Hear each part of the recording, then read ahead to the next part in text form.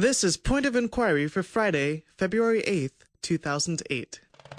Welcome to Point of Inquiry. I'm DJ Grothe. My guest this week is Tory Christman, one of the most vocal critics of the Church of Scientology. She was a member for 30 years before leaving in the year 2000. Welcome to Point of Inquiry, Tory Christman. Thank you, DJ. I appreciate it. Point of Inquiry, in case you're unfamiliar, it's a show that deals with all sorts of topics related to science and evidence on the one hand, and belief, religion, paranormal on the other hand. Someone might be wondering why we're having an ex-Scientologist on Point of Inquiry. Well, for one, your story, I think, is really fascinating. I've been wanting to have you on since I heard about your talk at our LA Center for Inquiry. Your story says a lot about the power of belief, the psychology of belief in our culture. Also, as religious skeptics at the Center for Inquiry, we're really interested in religions like Mormonism or Scientology, since you can study them in ways that you can't study the older religions. They're recent enough, in other words, to really examine the sociology of followership, really get in there and see how the religion sprouted up. But I'll confess, Miss Christman, we're really interested in having you on the show this week because of all this news about Scientology these days.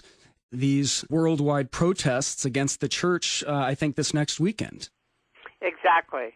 So to start off, what's your take on all those protests, on this anti-Scientology group Anonymous? It was featured in The Economist recently. The Guardian newspaper out of London did a big spread on it. You're not part of Anonymous, correct? Yeah, let me make that perfectly clear. I do not represent them. I'm not a part of Anonymous. I've been speaking out against the Church of Scientology since I literally left in 2000, and they chased me across the country. And I got out of the Tampa airport in 2000 with the police and 3 of my friends. My take on it is it's been awesome to watch. I mean, they basically... In the 90s, Scientology tried to stop free speech on the net. I was part of that, so I'm speaking from experience. You mean you were part of the opposition to free speech? Exactly. I didn't know it because they're very good at lying and tricking people, and that's how they get people to do things.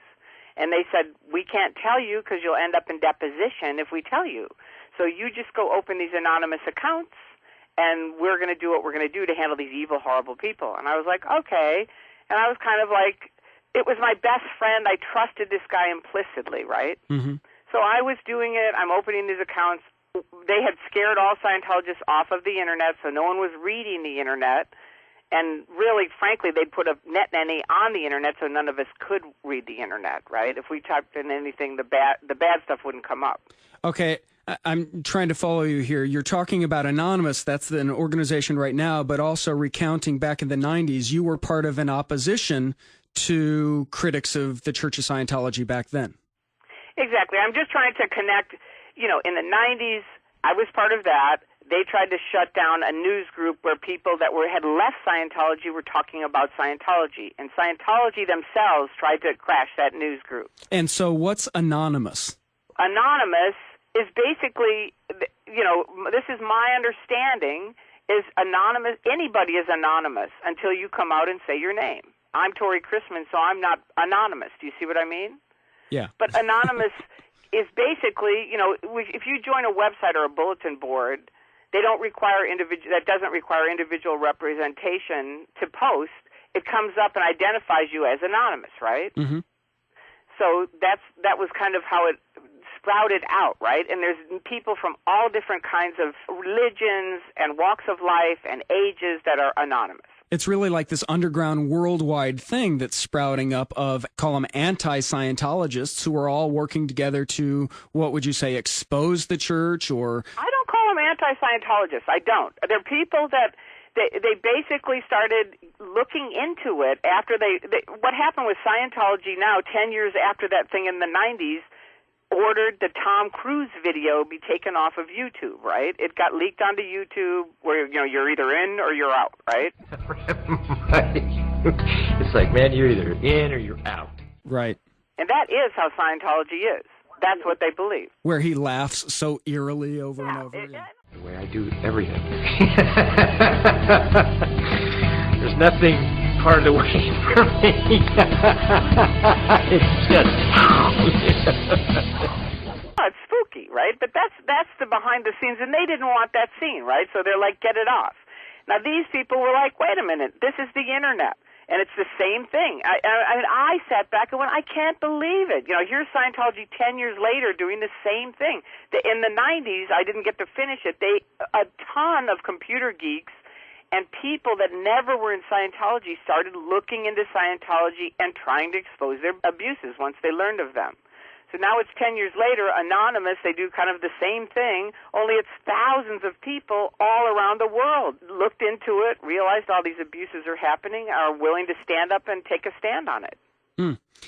Tory, I have a good friend who I think he would consider himself anti-Scientologist, even if you won't consider Anonymous, this organization, anti-Scientology. That's my own opinion. Maybe they would say they are. I can't say it. I just know that different people have said, they want to expose the abuses. Right. Well, I was mentioning my good friend. He's always going on and on about how destructive a cult Scientology is. Yet I've met some Scientologists who seem, on the other hand, like really nice and friendly folks. They're sincere. They're caring. They don't seem like they're out to get me. Instead, as I talk to them or they talk to other people, they seem just honest and really, they have the other person's best interests at heart. So I always have to, or at least they seem to, I always have to talk my friend down off the ledge, mellow him out some. When he found out about Anonymous, this organization, he implored me to get involved protesting along with Anonymous. But even as skeptical of religion as I am, and Scientology in particular, given its origins, the way it operates, you can dig this up on the net, like you said, there's something about protesting churches that just doesn't sit right with me. Tory, isn't this America where you're allowed to believe anything you want, even if it's really unbelievable? Let me just dive in there because, first of all, myself, certainly most of the people in Anonymous that I've spoken to, now they're not in because it's not a group, but anonymous people that I've spoken to have nothing against the people. The people, have you ever watched The Truman Show? Good morning! Morning! Good morning! Oh, and in case I don't see you, good afternoon, good evening, and good night. Yeah, one of my favorite movies. Okay, it's very much like that. And I was one of those members. I couldn't see the wall. I was just like Truman. I was like, good morning, good afternoon, good evening, right? And that's a lot how these nice people that you're talking about are. They're very nice people. And most people I know have no problem with the people. It's the organization running things like breaking up families where a mother can't talk to her daughter or her son. My friend for 30 years hasn't been able to talk to her son, right? Lying, flat out lying about their members. That's libel. They have it on the Internet about me where they refuse to speak to me or many, many, many other people to even hear our side of it. That's not religion, okay? We're not talking about religion. Medical abuse where they made me get off my medicine for epilepsy, right? That's not a religious action, okay? Stopping free speech on the Internet that I was part of, that's not a religious action. You see what I mean? Those are the things that people are standing up and saying, wait a minute. I mean, many, many thousands of people have stood up for free speech many times before these, and often they were younger than these people. The very freedoms that you and I live on are because of young people that have been willing to, they have enough balls to stand up and say, hey, wait a minute, we're taking a stand here. Okay, so Tory, I get it. Your ire's up about Scientology, not because you're anti-religion or anti-First Amendment, but because of what you're calling the abuses of the church. Exactly. And I'm not against the people. I love all of my friends that are still trapped in there. I'm against the organization, the executives that are running these programs against myself and families and individuals within the church using their money when they don't even know where it's going.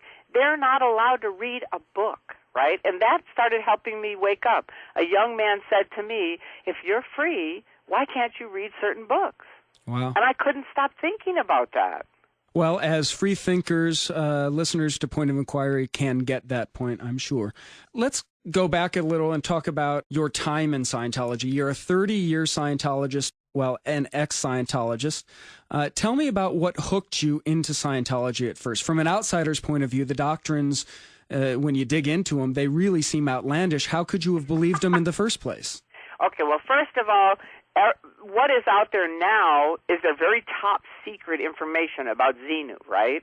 So that's not well known at all. Many people in Scientology have never heard the word Xenu. They have no clue about that whole story. Right. Xenu is this alien commander who exterminated a planet of aliens, put their spirits or something in a volcano and projected From them. 75 million years ago. Yeah. So that's not actually a doctrine of the church. That's absolutely it's a doctrine of the church, and you pay a lot of money to learn that. But we'll get up to that. Okay. So what hooked you at first? Yeah, that's the question. What hooked me at first was I read their basic book, right? And Dianetics. Dianetics. And they'll go, woo, she's promoting Dianetics. No, I'm not.